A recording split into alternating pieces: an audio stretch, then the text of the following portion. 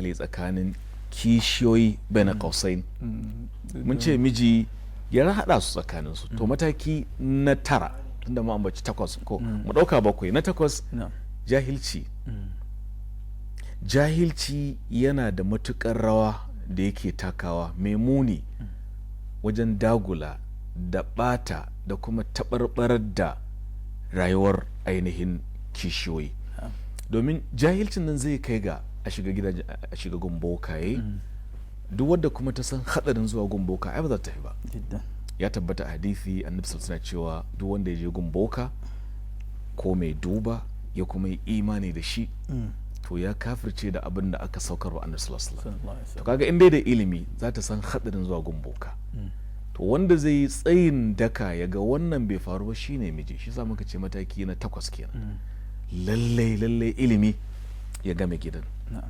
Ko dai miji in yana da hali, na ce hali anan ilimi shine babban hali ai, kuma yana da lokaci, kuma dole ma ya kirkiri lokacin ya sanya musu littattafai da suke taimakawa wajen gyara rayuwar ma'aura. Misali akwai littafin al-huquq zawjiyya, al-mu'ashara zawjiyya, an yi rubuce da yawa akai.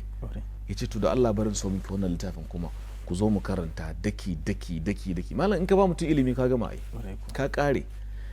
Inda ilimi to in wani abu zai taso mata na ainihin mugunta ko zuwa gumboka, wannan tsoron Allah da ilimin ya bata sai ya danna wancan shedanci din. Ba ana nufin cewa dan adamtaka ba za ta yi aiki ba ne, a za ta yi aiki mana, kishi da sauransu. Gidan manzon Allah ma an samu, amma nasu ai mai tsafta ne, mai kyau ne, kuma a nuna mana mutuntakarsu ne, bai kuma wuce iyaka ba. Kuma Qur'ani ya sauko ya saddada su gaba ɗaya suka sadu da misali.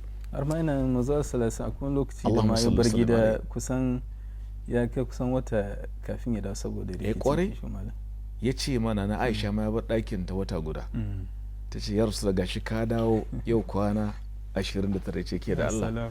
Ai wata kan kasance ko 30. Mun san tafi matsuwa bayan. Madalla a nuna maka cewa ka ce zaka cire kishi daga zuciyar ya mace ko